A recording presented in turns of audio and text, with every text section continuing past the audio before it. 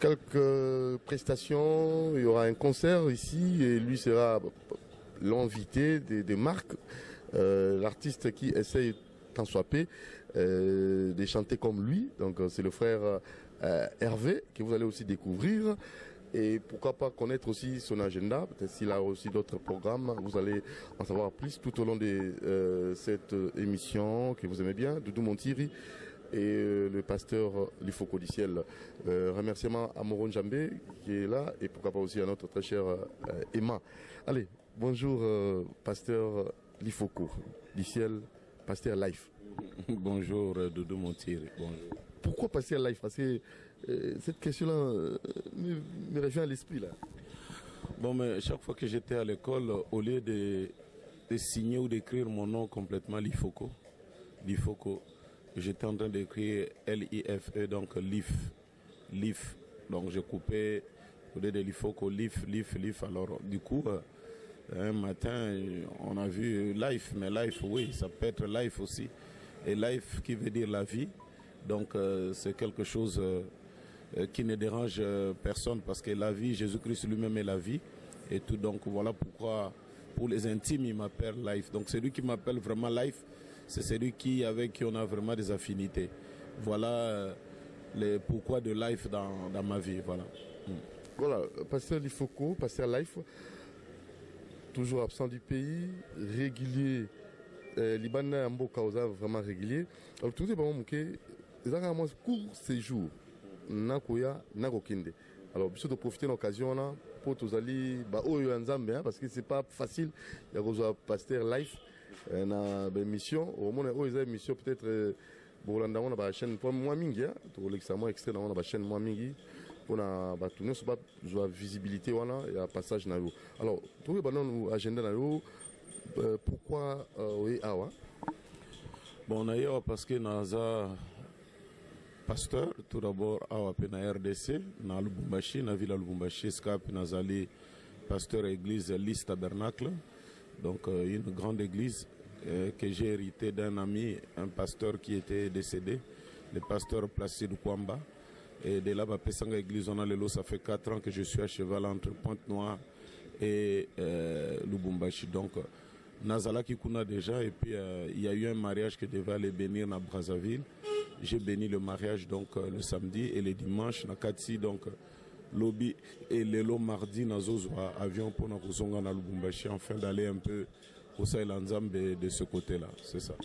34 ans de carrière, ministère de la Culture et Arts, Balobi, Bakopé Sayo, trophée à mérite. Na misala oyo sali na évité sali onerine na mois d'août. Bon, tout d'abord Ezali Essengo quand on est reconnu par ses pairs, ils ont malamu, hein, bien que Bible lobi que un prophète n'est jamais bien reçu chez lui, mais tant au moni moi exception wana que namboka bakonzi bakomi ko reconnaître musala no moni yo ute ko lobasko que pasteur a diminué moi carrière musicale et pourtant ils en ngwana te. Nazali koyemba toujours, toujours. Et comme nous ne sommes pas trop n'engolobi visibilité na TVT, tout ça, bon voilà. Biso tuzali ba tout koyemba. Nous faisons de grandes productions. Dernièrement nazalaki na Cameroun, na ville ya Yaoundé, na beti concert na salle na salle de congrès. Et il y a un musicien qui était passé là-bas, Yambo Kanabiso, à Betara musique à Mokili.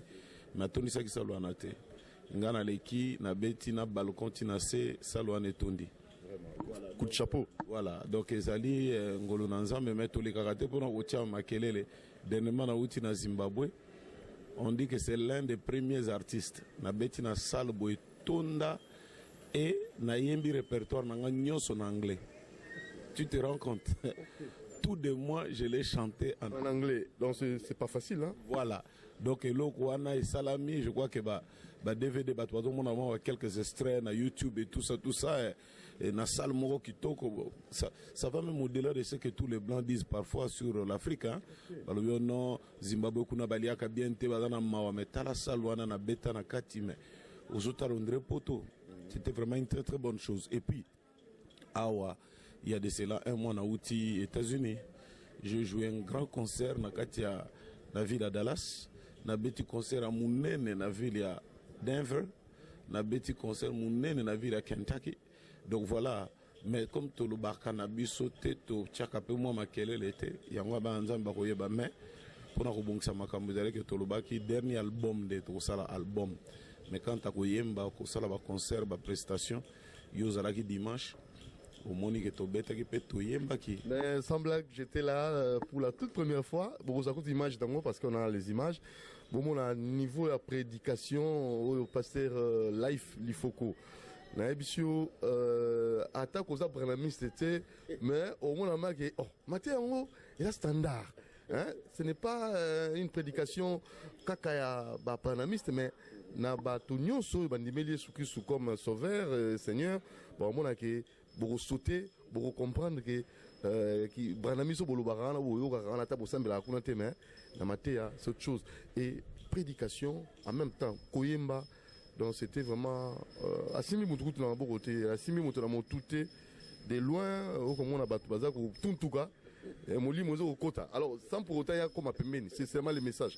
J'étais témoin bon j'ai extrait nango pour ne pas kolobara pamba. Alors vraiment je vous félicite na don yo nzamba pesio vraiment au moins yo lobi par exemple ko simba batute ko sala ba biloko te banini parce que biso tous comprendre oui que nzamba sala ndenge mona civilisation hein? Dieu travaille de même avec la civilisation ndenge ka civilisation zo kende lobi bible zalaka ba papier le lobi bible comme na téléphone ozomona donc Dieu aussi agit par la civilisation alors le mona mundela monique kotinda kaka ba information na ba câble mon câble ko katana ça peut créer des problèmes mais le koni nous mona mundela sali akomotinda ba information par le wifi donc sans fil mais parce que na câble information zo kende unidirectionnel le lo avec le wifi et panzana yoka soza na code na yo ozana kondima obende loko opambwami musoza pene ebite ke awa réseau ezali makambo ezali awa donc c'est un peu ça par la prédication de la parole c'est du wifi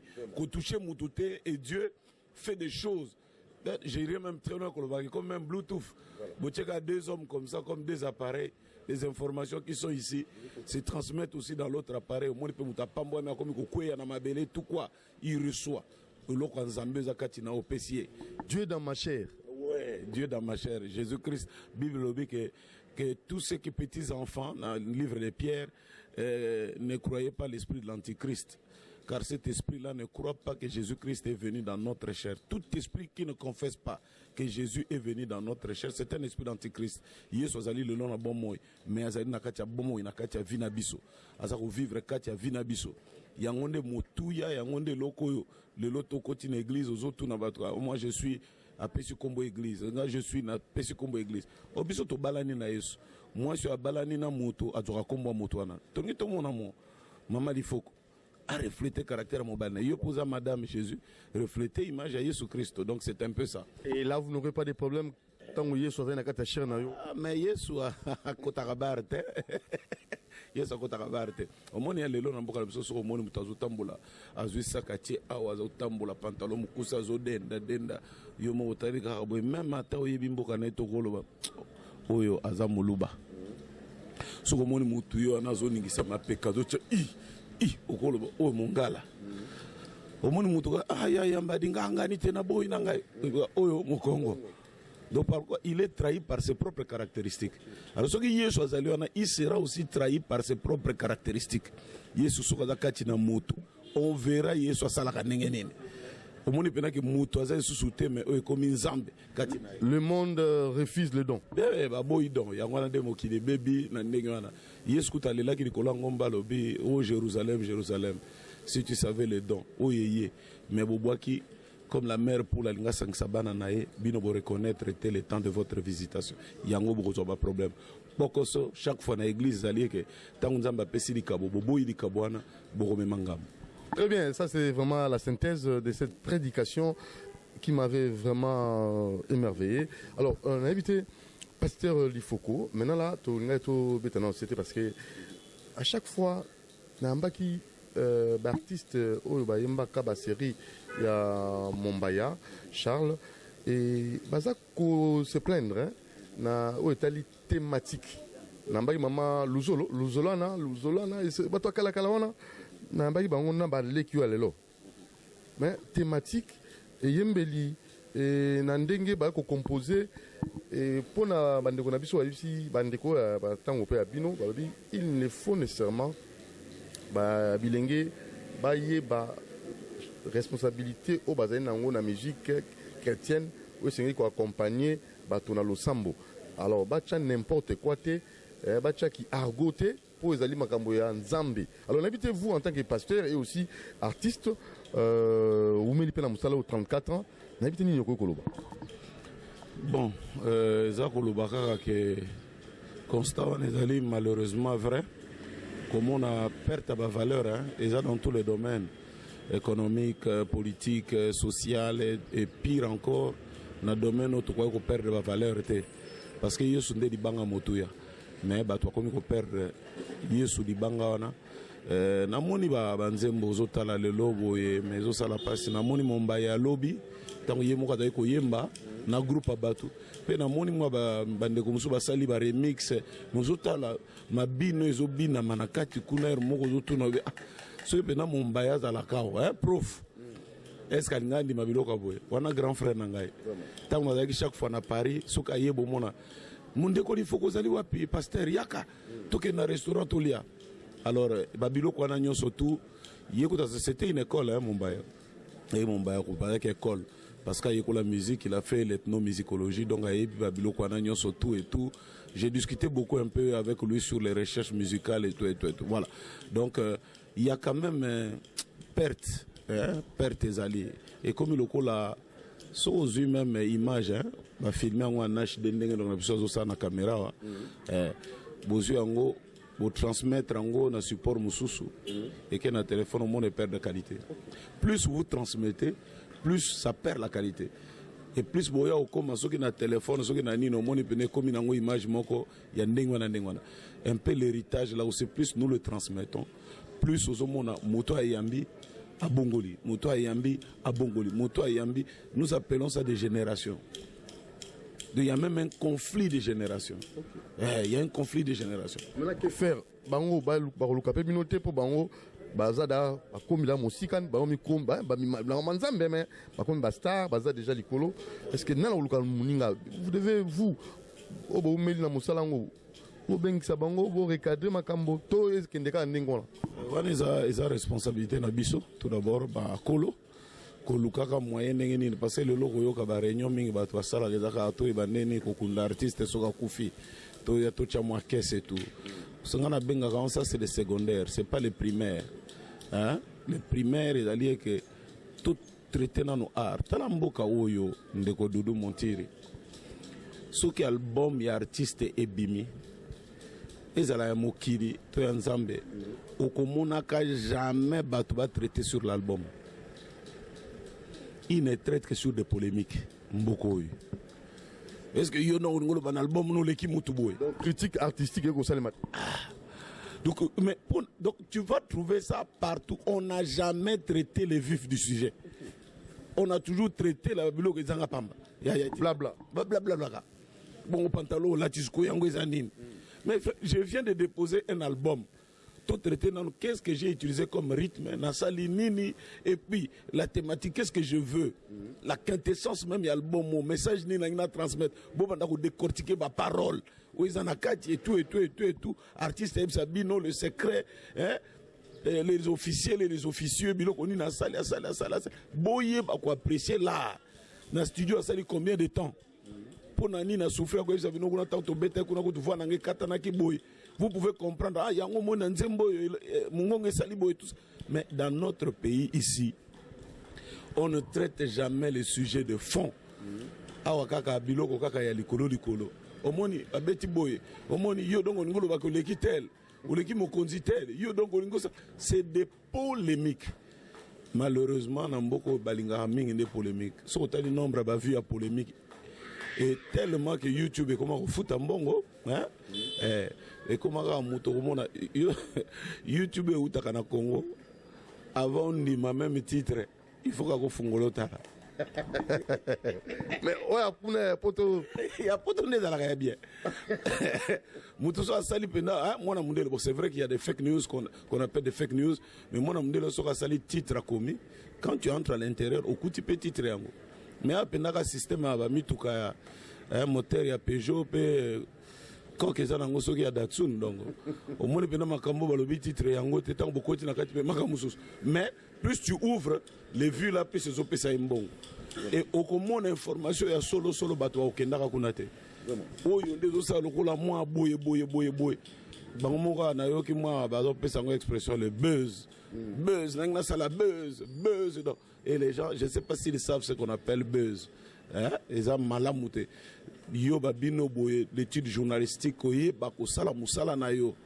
Mutunyo salinga comme journaliste. Nazaki même na mawa mukolo moko na tala moi na mwasi moko ba tu est-ce que tu es au courant de oui ka pesa pena accord je suis au courant te. Donc il est lié. Donc à Betchango penda au féminin je suis au courant te. Kabinzambe na ngai mboka na biso pe André ko buka ko bandela pe ko alors là je profite directement parce que en tant que pasteur en tant qu'artiste mais la voie de sortie de la crise culturelle, économique, sociale, un peu politique, vous en tant qu'homme de Dieu, vous en tant qu'opérateur culturel aussi. Bon moningai nazalaka na moi na éviter surtout salaka na émission banakala nazalaka na moi oyangai moi makambu tout solo la yango nakoya parce que je suis en train d'écrire un livre là sur titre nango ezali s'asseoir sur 2 fauteuils. Donc mboko eza tellement munene comment s'asseoir sur 2 fauteuils alors que mutu fafa na kana fauteuil moko. Donc nakoya nango to kolobela mais surtout d'abord en tant qu'homme d'église mon crise au côté yango komona que c'est vers les années 78 ou comment je ne sais plus trop 70 et quelques tango papa Mobutu maréchal akendaki na nini ya ONU azalaki président ya OUA alobi entre un ami et un frère le choix est clair.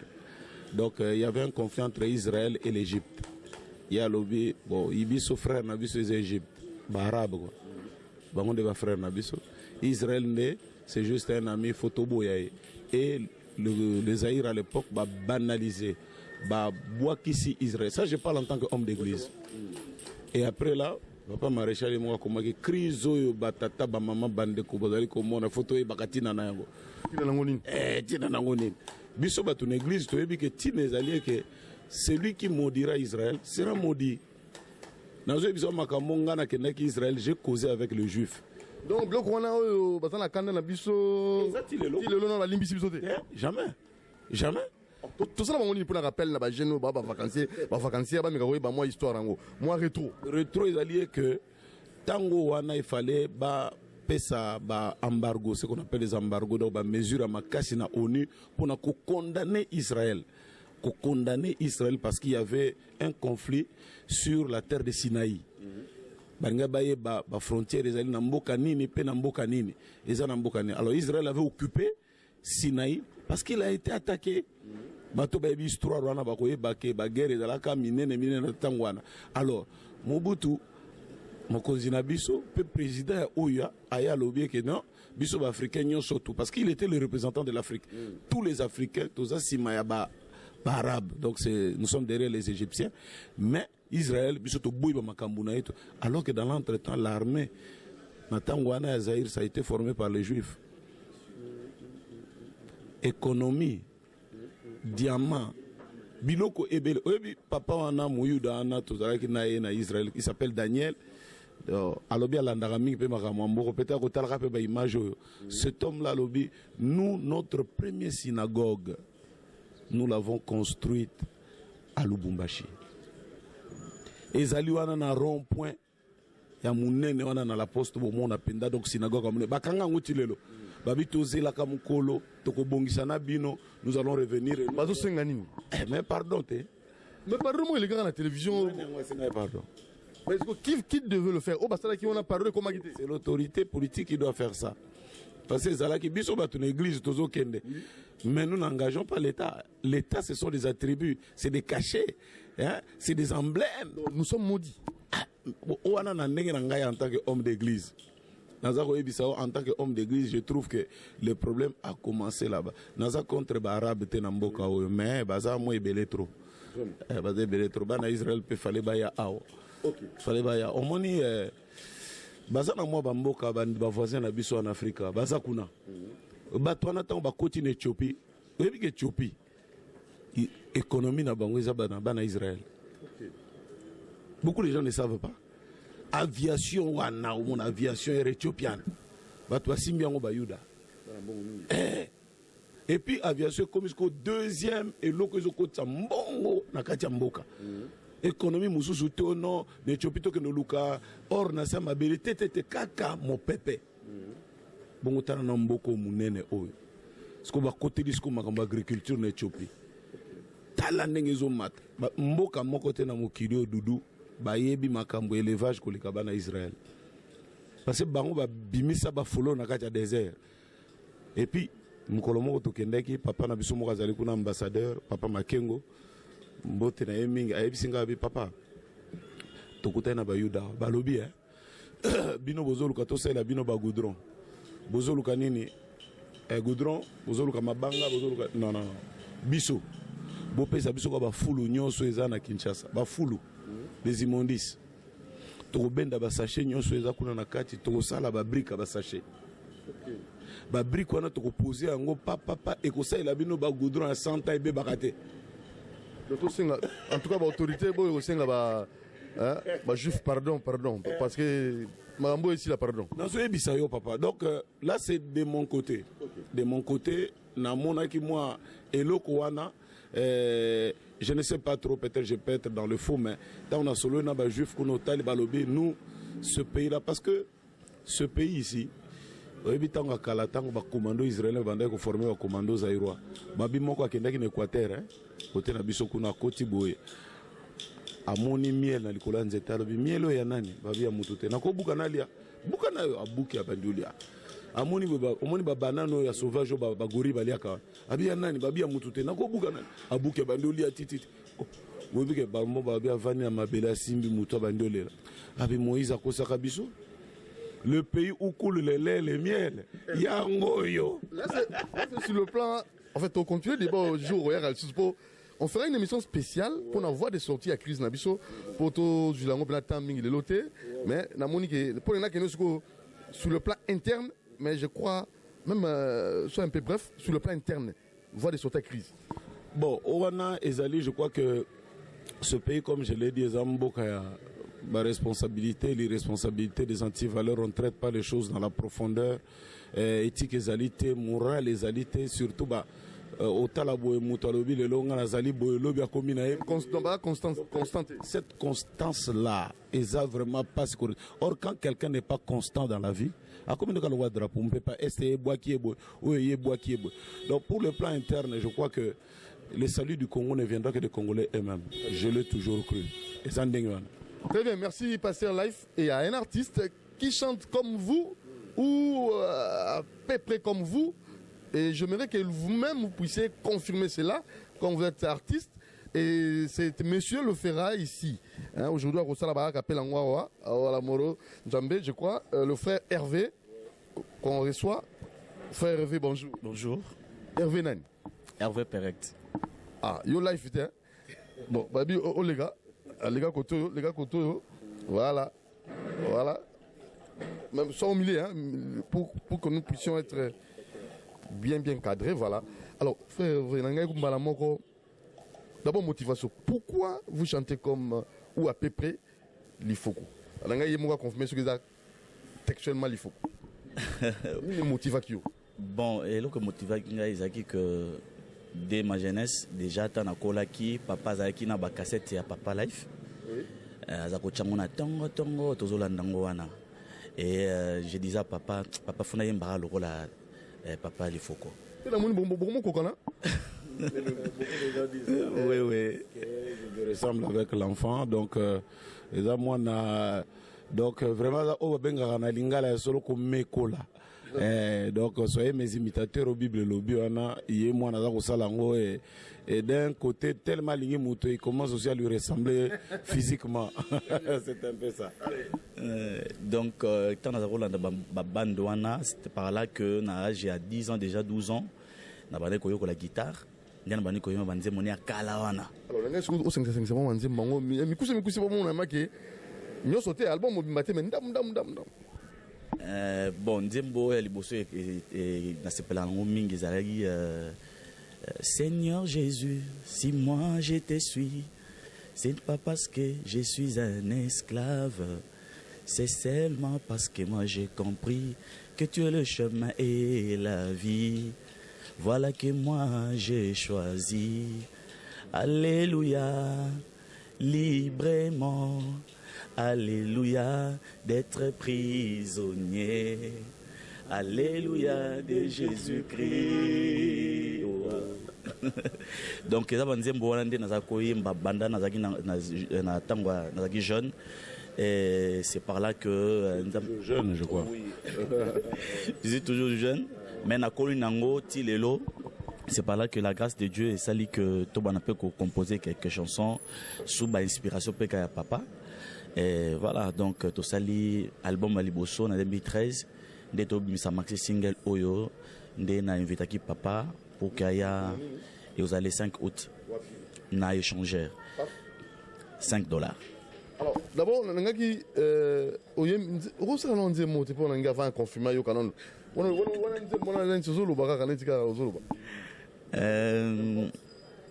Ndem mususu basi kinga ipona zanga mosolo yo masia yonde bozwi nanga o masia yonde bozwi nanga molimo mosantu yonde bozwi nanga. Voilà. Ah, c'est vrai, bien. Oui, il chante très bien.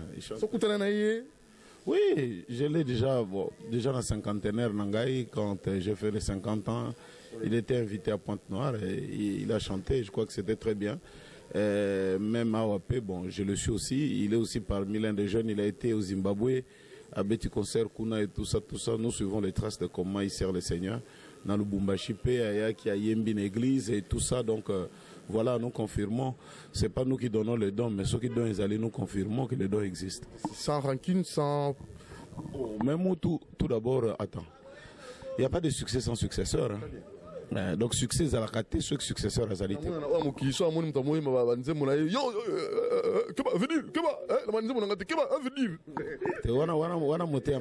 puis c'est ça le Congo. C'est ça le Congo. Le Congo est à... On dirait moi donc mon thème biologie donc et comme ma science quoi et comme le rôle à moi science mon thème biologie ma biologie donc comme le roi science non moi je crois que au Moningaï je suis l'un des artistes qui a été beaucoup plus piraté Banzembo Bayembi na Bandeko ebélé mais mon comportement a toujours été chrétien mais jusqu'aujourd'hui ça continue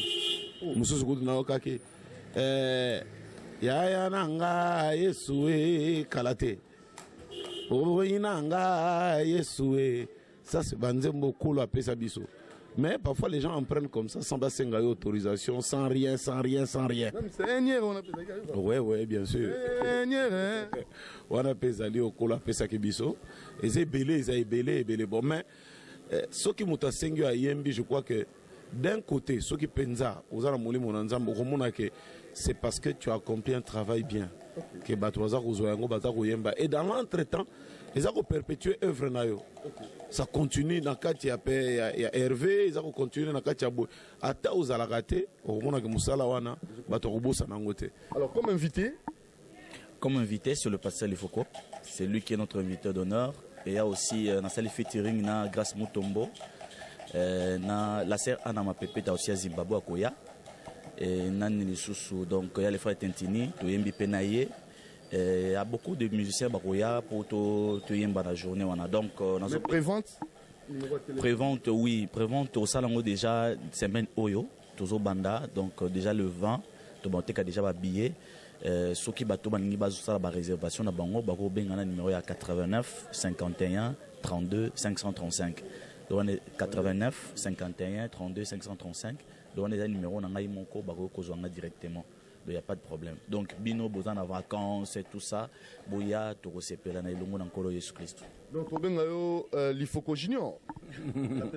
Bon, maintenant, c'est Hervé. C'est Hervé Peretz. Donc, Hervé Peretz, ça a aussi beaucoup de signification. Peretz et Zali, comme un côté significatif. Donc, l'enfant est ce qu'il est. Parce que, mais imité, ils ont bêté. Mais il faut aussi garder sa propre signature. Je crois qu'il a composé. Et c'est ce jour-là, je crois qu'il va chanter aussi sa répertoire. Non, mais Baranzambe Bayebi. Mais tout compte fait, on appelle tous les enfants de Dieu. Message du temps de la fin. Mélodie à Pamba vient. Et puis, ce sera donc le 5 août, na échangeur. Donc, Kolo à Pambola Binoming. Merci beaucoup. Allez.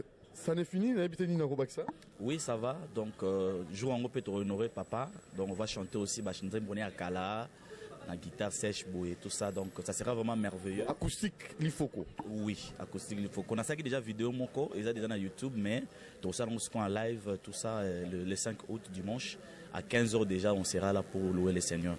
Voilà. Très bien. Alors, passer live, peut-être bateau rose enseignement peut-être na habité na réseaux sociaux, peut-être il y a votre boîte mail. Bon, boîte email wana na kopesa nde na yo parce que babiso zo kopesi boye mokili mobimba omona ko yinda makasi. J'ai changé même de boîte email plus d'une fois. Mais aujourd'hui naza nango moko na kopesa na yo so kipende loko c'est important filtrer na no motongo likambo nini et puis bon. Ce qui est à Moussa Nzambe et tout, des invitations, comment, tout comme on a par rapport à la disponibilité, Nabiso, et le connaît au sala. Un numéro de téléphone, je crois que vous allez nango, Moto Kosenga, tu peux le lui donner, il n'y a pas de problème. Moi, Koluka aide, les bons, les boye, donc c'est un peu ça. Oh, et tikali vraiment, Kolo Nabiso, Yesu Christ, Pambola, Doudou Montiri. Amen, pasteur. Pambola, émission, oh, et biko, tout ça, la fois passée, tout tambola kanayo. Basaper balandaka ngai balobi pasteur pambola biso nalobi kola pambola bino mingi babili foko du ciel mutazana numéro à Jésus basekisanga makasi mais jour moko na vai na poto na yo kaka babi o batu na wana to monanga na édition moti bakomi na poto ba léopard soki ba léopard au pambola bon la mission na témoin nga bitala ba pap moi bi pesa mena ko luka bango na luka bango mukolo biso vraiment to ko kalisu ko solo la ba pambwa mais surtout dans le bon sens parce que l'habillement ça véhicule aussi une culture mais il y a aussi d'autres valeurs. Voilà. En tout cas, M. Jean-Pierre Mbala Kassanda, Serge Kassanda, la famille Kassanda, notamment Jean-Pierre Mbala Kassanda, la commission de Dodo Balou. Merci beaucoup. Merci. Allez, on vous laisse. Moi, pour Boya Belé le 5 août, on vous laisse avec Hervé. Akumisama Yeswe, Asanzolama Yeswe, oh, Akumisama Pona bolingo na ye alingaki kufa poete na sekwa. Bomo ya Nzambe yangwe mati lelo na motema na ngai yaya na ngai Yezwe oh oh Yezwe na nga oh nguya na nga Yezwe yaya na nga Yezwe et voilà.